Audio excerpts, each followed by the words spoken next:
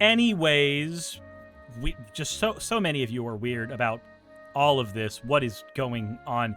Why are you all talking about sharts? Anyway, the United States government is in disarray. There we go. We are on track. We are no longer talking about whatever the frick y'all are talking about. We're done with all of that. Now we need to talk about what's actually happening, not chat's obsession with sharting that has begun. I don't understand what is wrong with all of you. Every single one of you are just broken inside. Guys, we have more leaked documents from the United States government, and a few of these are very, very concerning. We're going to be going over all of them today, but before we do that, let's talk about fan art real quick, as we need a little bit of levity before we go into the absolute madness. So, with that said, we have one from Lassarts. Says, it's been some time since I've drawn some Suris fan art. Even if I don't catch his streams, I still enjoy watching the content on YouTube. You may remember me better as Sylvia Silica or the Fluffy B1. You have been changing your identities quite a bit, Lassarts, but I do recognize this one. Apparently, I have been transformed into Senna the Red Joker here. Anyway, the next one we have here is from Axo. It said, since I am an adult now, I can now draw NSFW. So we have Suris riding an office chair because it's not safe for work, everyone. Do you get it? Do you understand the joke? Do you see the humor? Do you get it? It's not safe for work. I don't understand what life is anymore.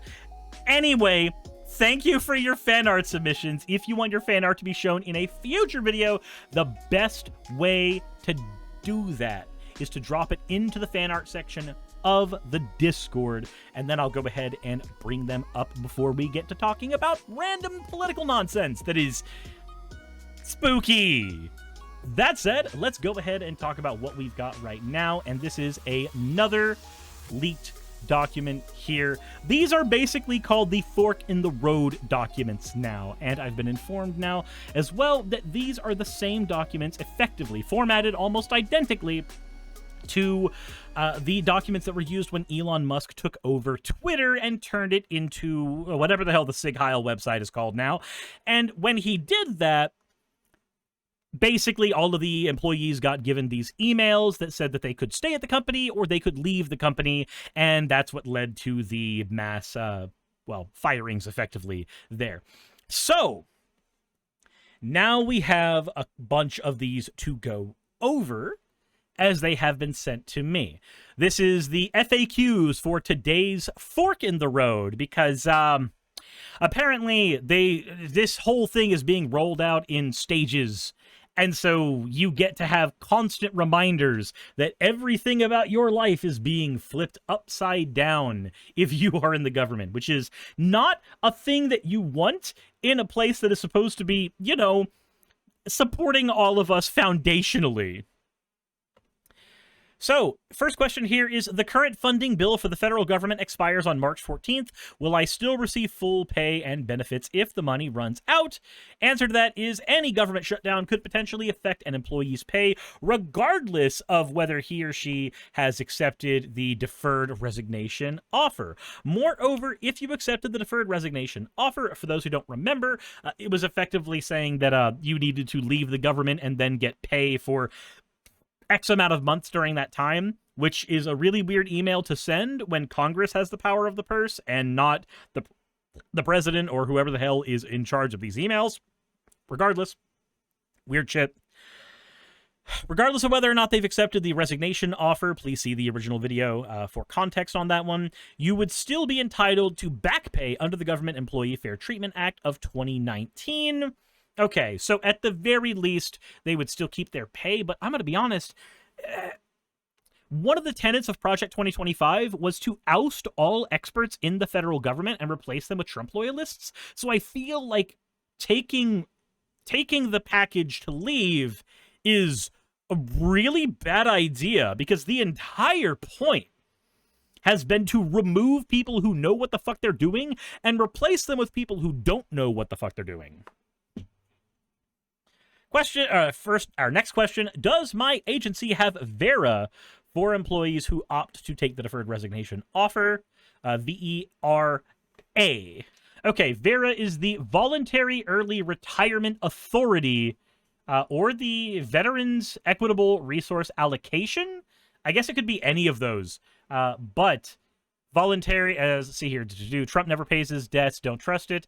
Yeah, Void Puppy says the deferred resignation isn't something they can legally do, and there's no money earmarked for it, and wouldn't be since the executive doesn't decide where the pay goes. Yeah, that's what I was bringing up before, is that because Congress has the power of the purse, not the president, that making a big sweeping decision like this is not a thing that can be done via executive order at all.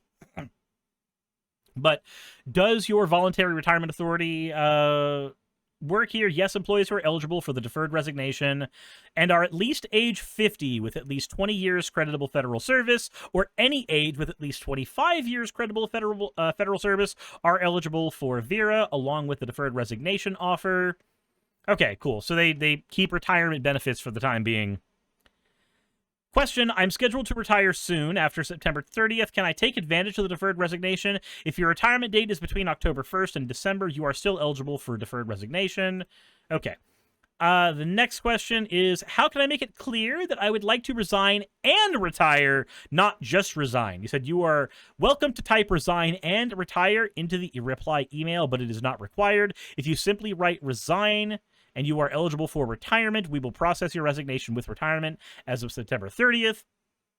Okay. Question, is there a formal agreement I can sign with my agency? Let's see here. Trying to read that. Is there a formal agreement I can sign with my agency reflecting the terms by this offer, or terms of this offer? Yes, you are eligible to the deferred resignation program. If you are eligible and you accept it, your agency can execute paperwork reflecting the terms. So there's a whole bunch of Q&As here about, you know, if you can keep your retirement, if you're going to get paid, all that fun stuff. Does the deferred resignation program comply with all records and privacy laws? According to them, yes, it does. But, you know, any government official doing something illegal will tell you what they're doing is on the up and up. So I'm not exactly sure how much I would trust that.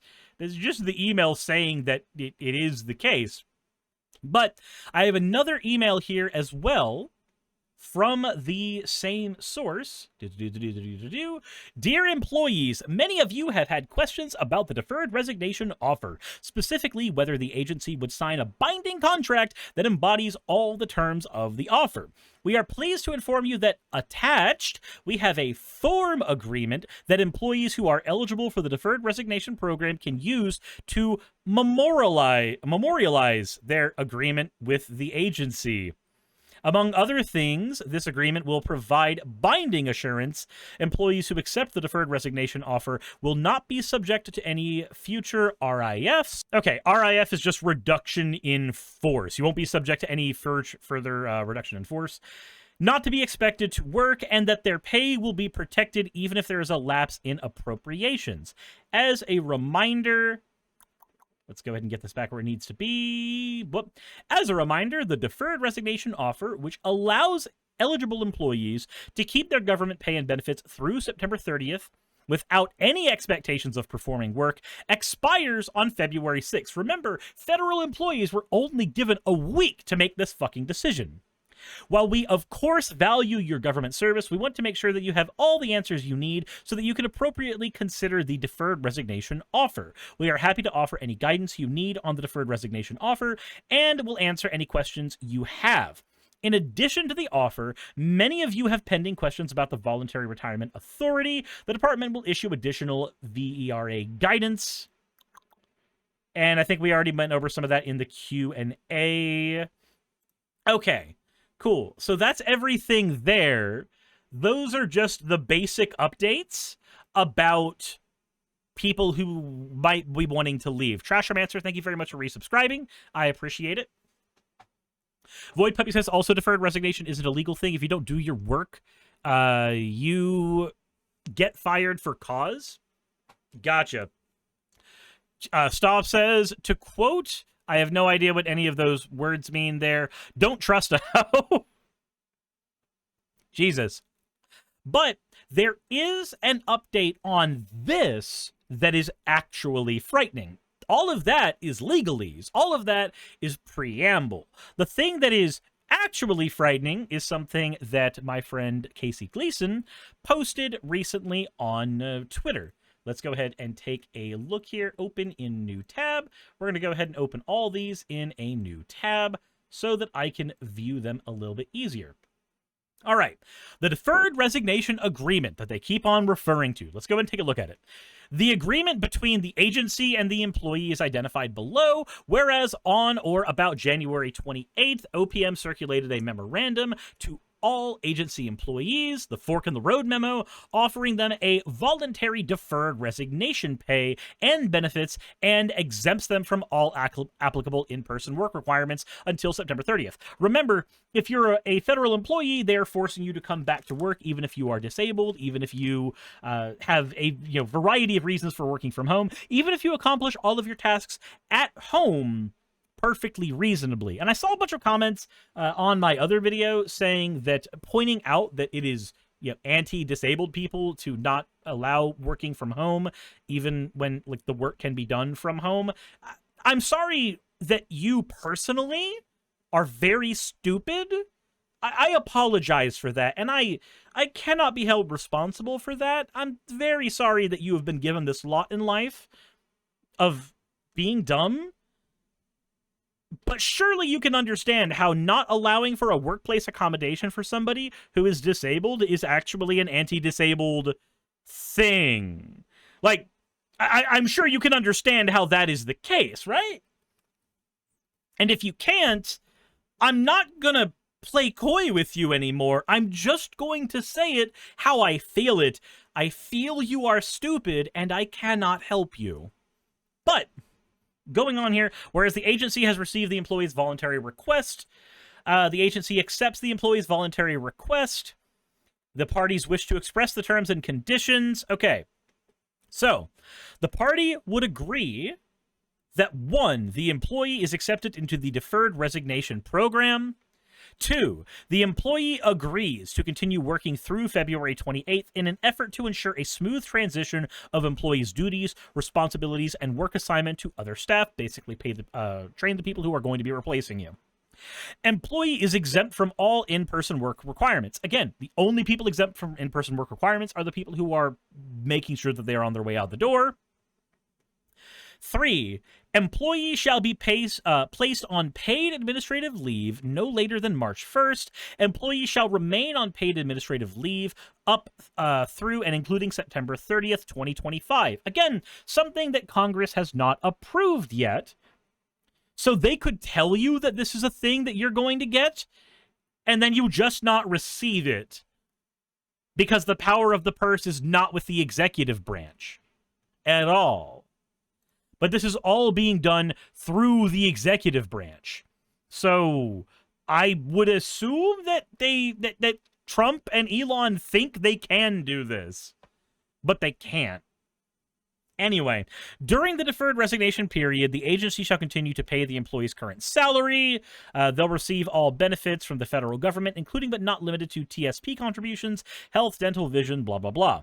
Employee will continue to accrue annual and sick leave as well. I don't know what the fuck you would spend it on, but I guess it's so that at the end you get it. Employee will receive retirement service credit during the deferred resignation period. If employee becomes eligible for a within pay grade increase during the deferred resignation period, the agency shall process it. So basically, pay and everything is happening at the exact same rate as it would have before. Okay. Let's see where things start getting a little more interesting. The employee is not expected to work during the deferred resignation period. Employee agrees that their effective resignation date and separation from federal service shall be September 30th. Employee, however, may resign from the federal service on any date prior to then. The agency shall not take steps to terminate the employee's employment with the federal service prior to September 30th, 2025, except where the employee is convicted of a felony or a crime.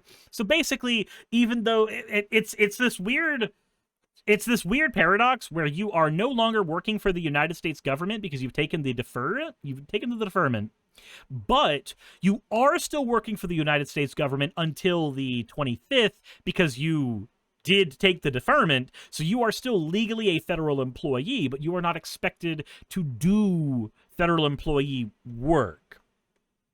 You'll then receive a lump sum payment for any accrued annual leave. Nothing in this agreement prevents employees from retiring from federal service at any time. Employees may accept non-federal employment during the deferred resignation period. It would be really weird if they didn't let you get a job during this. Okay. By signing this agreement, the parties acknowledge that they have entered the agreement knowingly, voluntarily, and free from improper influence, coercion, or duress. Now, this is a bit that is in almost every legally or attempted to be legally binding agreement.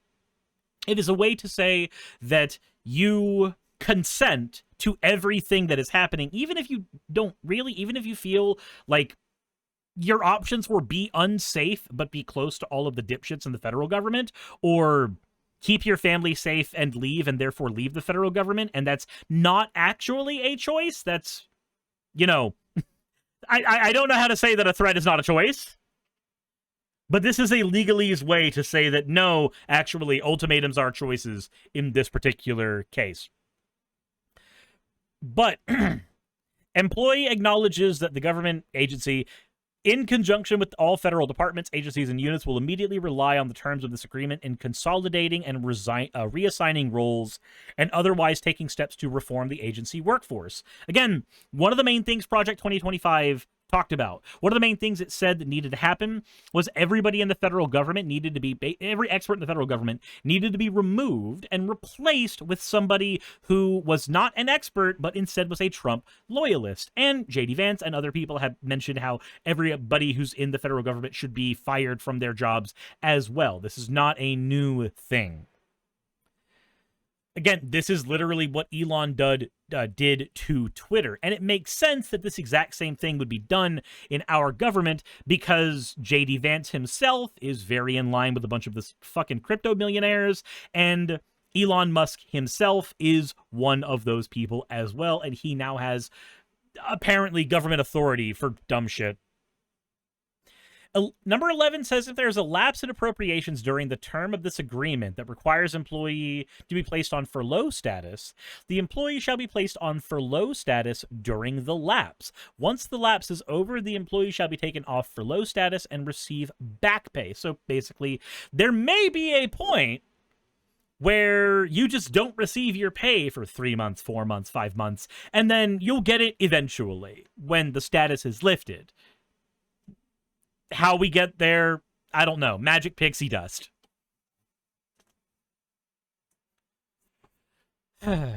Average says, yep, what we voted for. Deep state plants gone. Elected promises kept. Eat it, lib.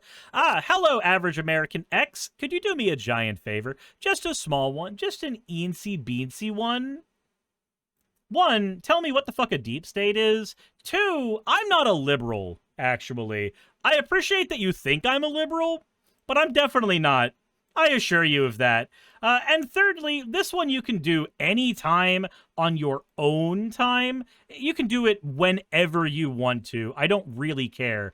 But you could maybe, sort of, possibly, fuck off. Actually, don't do that one on your own time. I just took a look at your profile. Your face looks kind of stupid, so we're just going to go ahead and hit the ban button. Bye! Ban reason. Stupid face. Anyway. Number 12 is the very interesting one here, as Casey pointed out. Employee forever waives and will not pursue through any judicial, administrative, or other process any action against the agency that is based on, arising from, or related to their employment or the deferred resignation offer, including any and all claims that there were or could have been brought concerning said matters. Employee unconditionally releases agency and its present and former employees, officers, agents, representatives, and all persons acting by, through, or in concert with any of these representatives and individuals, either in their official or individual capacities, from any and all liability based on or arising from or related to the matters that employee may have against them, including any and all claims that were or could have been brought. Consistent with applicable law, employee similarly waives any claim that could be brought on employee's behalf by another entity, including employee's labor union. So, what does this mean in basic language? This is the spooky part. Let's go ahead and talk about the spooky part. The spooky part about this is that this is a gag order. That's what this is. 110%. This is a gag order. This means this is why I said maybe accepting that deferment agreement that you may think you need to take for personal safety is not a good idea. Because if you accept that, the government basically has said that they can gag you. They can prevent you from saying anything about it, trying to pursue anything legally about what shit you dealt with under the federal government that was or was not good. And the scariest part about this is it specifically states that your labor union cannot do anything for you. Your union can't. I don't know how the fuck you can square that circle where the union cannot use anything that happened to you, any conversations that were had with you, any experiences you had at work, that they cannot use those when trying to seek any type of, legal ramifications with the government. It's weird to me. It's weird to me, and it is scary as shit. And then, of course, there's, the more basic legalese things, aside from the gag order that says, hey, if you accept this money, this hush money, literally, then you need to be hushed. You need to be gagged. You can't do anything to us. You can't say anything about us. You can't go to a court. Not that we didn't stack those already. You can't go to a court and do anything about us anymore. Number 13, the agency agrees to waive any debt owed by the employee to the agency pursuant of a recruitment incentive, student loan repayment, or any other service agreement. Agency also agrees to waive any remaining service requirements from taking paid leave.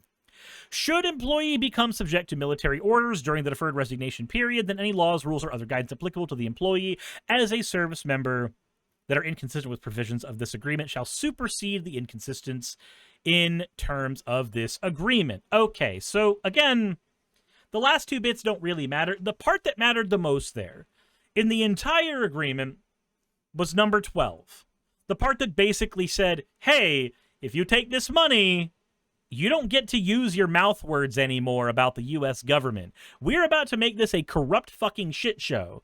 And by making it a corrupt fucking shit show, we are not going to allow you to talk about it. So, what can we do about this? Well, unfortunately, the answer to that is fuck all nothing. There's nothing we can do about this one specifically, but if you are a federal employee, then I can give a tiny bit of advice, and that advice is never accept something that puts you under a gag order. Never accept the equivalent of an NDA that says you can't talk about an abusive boss. And the United States government, as of right now, is definitely turning into what I would call an abusive boss. 110%.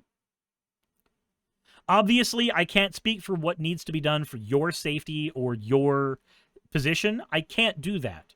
But I can say, for the purpose of making sure that your stories can be heard and that your stories can have legal weight, taking this money is probably a bad idea. Unfortunately, with the reach of my channel, it is very likely that that message is not going to make it to anybody that would need to hear this, because they've been given such a small window of time.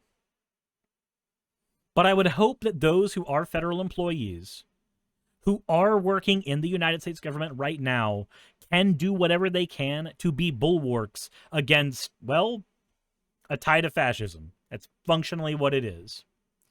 And I know that people are going to go into the comment section saying, if you call everything fascist, then nothing's fascist. One, I've not called everything fascist. Two, yeah, it's very funny. You're the human pet guy, I know. But I want to go ahead and very quickly talk about Umberto Eco's lists of what makes something fascist real quick, so that we can actually get a couple things clear. So, If we are talking about fascism, we are talking about an incoherent ideology that roughly follows these points, but doesn't necessarily have to follow all of them to the T. An entity that follows the cult of tradition. Well, what the fuck is conservatism supposed to be conserving? The rejection of modernism. Refer to the last statement. The cult of action for action's sake. What the fuck was January 6th then? It was literally that. Disagreement is treason. This is something that has been floated and bandied about a fuck ton, especially in Project 2025, where it is pushing to have Trump loyalists inside the government specifically. Fear of difference. This is a natural extension of the last three. If disagreement is treason, then you have fear of difference. If the action for action's sake is there, then you fear shit's going to happen to you. You have a fear of difference. An appeal to social frustration. Many groups use an appeal to social frustration. However, if you look at the Trump administration, we have seen an appeal to social frustration against Mexicans, against China, against Canada, against trans people. Oh God, especially against trans people. This one has happened. The obsession with a plot. The idea that there is a deep state. Yeah, the fucking dude who got banned earlier, who was like, the deep state, promises made, promises kept. Do you realize that you are falling for this shit? Dumbass, do you understand that you've been duped? The obsession with a plot against Trump, the obsession with a plot against our country from within, the whole enemy within shit that Trump has been going on about for weeks and weeks and weeks. That's what this is. That is a point of fascism. Number 8, the idea that the enemy is both strong and weak. This is a very basic one. Remember, trans people are strong enough to hypnotize your kids into cutting off their dicks, but they are so weak and they are pussies and they are the worst parts of society. Both sides of rhetoric have come from the mouthpieces of the right in the last 8 years as a tour de force of fucking bigotry. You've heard both of them several times. And you probably keep these two incoherent beliefs in your own head if you're on the right. Number 9, the idea that pacifism is trafficking with the enemy. This is a way to demonize your centrist liberals. The people who are kind of sort of socially on the left, but consider themselves fiscally conservative and have no idea what the fuck that statement actually means. This is to demonize those people. Number 10, contempt for the weak. Again, see number 8. 11, everybody is educated to become a hero. So, if you refer to the original video, where I talked about the emails that have been happening through the United States government, one of the emails that has been received is an attempt to purge DEI programs from the government. And if a program has been renamed in any way, shape, or form to make it maybe obscured that the thing is or is not DEI, then that program is to be, a whistleblower is supposed to talk about that. A whistleblower is supposed to say, hey, they renamed the DEI program. I found the DEI here. This, the see something, say something mindset is 100% this. You should become a hero. If you see something against Trump, if you see something against the government, if you see something against something that is DEI, you should definitely tell the organization about it. That is what this is, and it's what it always has been. Point number 12, machismo and weaponry. Machismo implying both disdain for women and intolerance and condemnation for non-standard sexual habits. I wonder if we've seen anything in the Conservative Party in the last 10 years that has removed women's rights, specifically to abortion, or that has, I don't know, as a small aside, maybe just possibly condemned anything that is not postmarital sex. Postmarital sex. I don't know why it took me so long to think of the word postmarital. But we've seen that shit from Matt Walsh. We've seen that shit from Ben Shapiro. We've seen that shit from Michael Knowles. And these are people who have ears in the fucking government. So I don't know what to tell you. Selective populism, the entire right wing is running off of a populist narrative right now. And use newspeak. Dumb down all school books to make people have an impoverished vocabulary. Did you know that there is a revisement of everything in K through 12 schools that is trying to be pushed right now by the executive branch to try to get rid of anything woke in our schools? And I promise you, part of that is also getting rid of anything that could be considered critical thinking. We've already done a lot of this. We've already done a ton of this in the last few years. This is a thing that has been done for decades by the United States government. Aaron Primus says that has a lot of 1984 vibe. Yes. But here, this is the list from Umberto Eco's essay, Fascism. I highly recommend you at least look at this list and start finding examples of where all of these things have happened in the federal government. By Trump, by Elon. And when you find these things, write them down, have them as ready examples, so when people try to tell you that you're just freaking out about fascism and you have no idea what you're talking about, prove to them that yes, the fuck you do. Come with the data, come with the facts, come with the things that you would find convincing to yourself. And remember, you can't convince another person of something. You have to lead them to water and hope to God they drink. I made a video about the Socratic method and using that to convince people of things that they may not have considered in the past. And I highly recommend you learn how to use that. But the short version of it is just ask the question why a lot and figure out why somebody's core beliefs are what they are. Anyway, hopefully y'all found this informative. I find it somewhat scary, but if you are not in the federal government, the only thing you could be doing right now is trying to work with your local government, trying to get people in power from your local area who you think should be in power. And speaking of that, if you would like to join me in doing just that, here in my local area, there's going to be a meeting called Dining with Dems, where the local Democratic Party is going to be talking with local constituents to try to drum up support for what we are trying to be doing here in the next couple years. Getting more people in seats that need to be taken.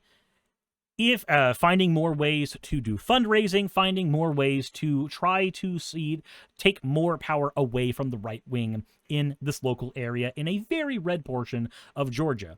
If you would like to help me with that while I am trying to do that, then please join me on February 8th. If you are not able to do that, and that is entirely fine, then please consider finding ways to do this in your local area. Please consider finding ways to talk with your local representatives, your local other canvassers, your local politically involved people. They are usually showing on places like Facebook when and where they are going to be. I highly recommend y'all go check that kind of stuff out. That all said, thank you for watching. I appreciate all of you being here, and insert end of video tagline here. Hey, thanks for making it to the end of the video. I really could not do any of this without all of you. Those of you watching, and especially those of you who support me on Patreon. I wanted to go ahead and take a minute to thank all of you who do that, because with YouTube being what it is these days, I really cannot do this full time without the support from each and every one of you.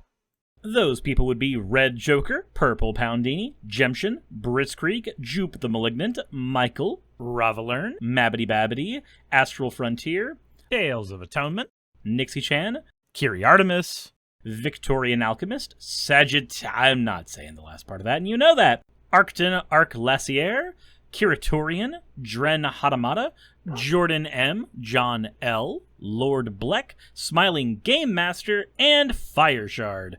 Thank you so very much. But since you're here, why not go ahead and try watching another one? There should be one that's on the screen right now.